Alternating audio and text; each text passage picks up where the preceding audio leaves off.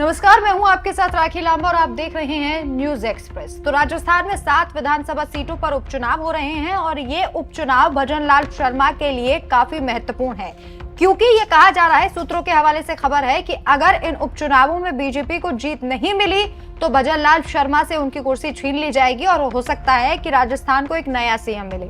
अब वो वसुंधरा राजे होंगी या फिर कोई और नया चेहरा होगा, ये देखने वाली बात होगी। लेकिन अभी सभी की नजरें उपचुनावों पर टिकी हुई हैं। माहौल बनाया जा रहा है कि बीजेपी की जीत होगी, लेकिन जो सर्वे और जो इतिहास कहता है वो ये कहता है कि उपचुनावों में कांग्रेस जीतती आई है, ये रिकॉर्ड रहा है। लेकिन इस बार क्या रिवाज बदलता है, ये देखना होगा। इसी बीच डूंगरपुर की 84 विधानसभा सीट पर बीजेपी और कांग्रेस दोनों की सांसें फूली हुई हैं। वजह बाप पार्टी। जी हां, बीएपी पार्टी के प्रत्याशी ने इस वक्त बीजेपी और कांग्रेस दोनों की टेंशन बढ़ा दी है। राजकुमार रौत 2 बार इस सीट से विधायक रहे और अब जब वो दिल्ली पहुंच गए हैं, डूंगरपुर बांसवाड़ा सीट पर जीतकर सांसद बन गए हैं, तो ये सीट खाली हुई और अब इस सीट से बाप ने अपना प्रत्याशी उतारा और कांग्रेस और बीजेपी ने भी उपचुनावों के लिए अपना प्रत्याशी उतार दिया है। लेकिन इसी बीच जो खबर सामने आ रही है वो जानकर आप हैरान हो जाएंगे। दरअसल एक बार फिर से इस सीट पर बाप प्रत्याशी का दबदबा देखा जा रहा है, बाप पार्टी का दबदबा देखा जा रहा है। राजकुमार रौत इस सीट पर धुआंधार प्रचार कर रहे हैं, वहीं दोनों अन्य पार्टियां, राष्ट्र पार्टियां, बड़ी पार्टियां इस सीट पर प्रचार कर रही हैं और आदिवासियों को अपने पाले में लाने के लिए तमाम बड़ी बड़ी बातें, घोषणाएं करने की तैयारी कर रही है। लेकिन अभी जो सर्वे सामने आ रहा है, रिपोर्ट सामने आ रही है, उनके अनुसार तमाम आदिवासी जो है वो राजकुमार रौत के साथ खड़े नजर आ रहे हैं। राजकुमार रौत इन दिनों एक्शन मोड में है। कभी वो हिंदुओं का मुद्दा उठाते हैं कि आदिवासी जो है वो हिंदू नहीं होते, वहीं बाबूलाल खराड़ी की 2 पत्नियों को लेकर भी उन्होंने बयान दिया था कि क्या वो हिंदू नहीं है जो उन्होंने 2 पत्नियां रखी हुई हैं।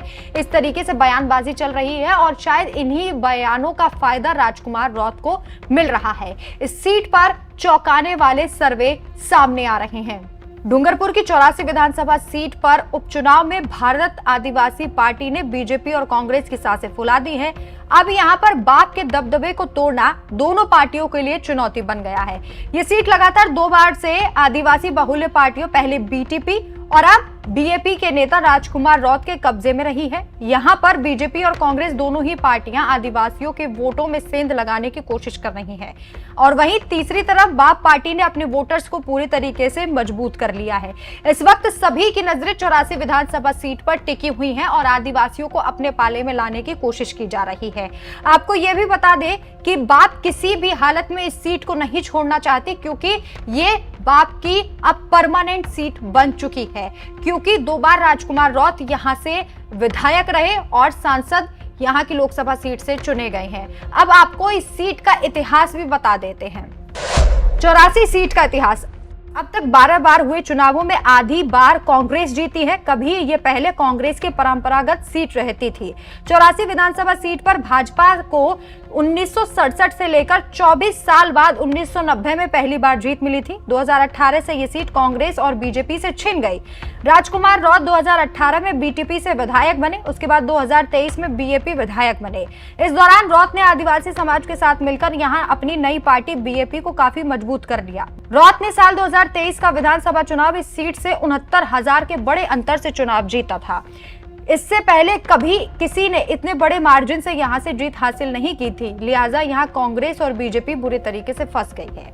तो कांग्रेस और बीजेपी दोनों के लिए ये सीट जो है गले की फांस बन गई है। आपको बता दें कि लोकसभा चुनाव राजकुमार रौत ने इंडिया ब्लॉक के साथ लड़ा था, कांग्रेस के साथ लड़ा था, लेकिन लोकसभा चुनाव के ठीक बाद गठबंधन टूट गया। रौत ने हाल ही में यह भी कहा है कि उन्होंने जीत अपनी मेहनत से हासिल की थी, भले ही वो गठबंधन में थे, लेकिन उनके मेहनत का फल जनता ने उन्हें दिया और वो सांसद चुने गए।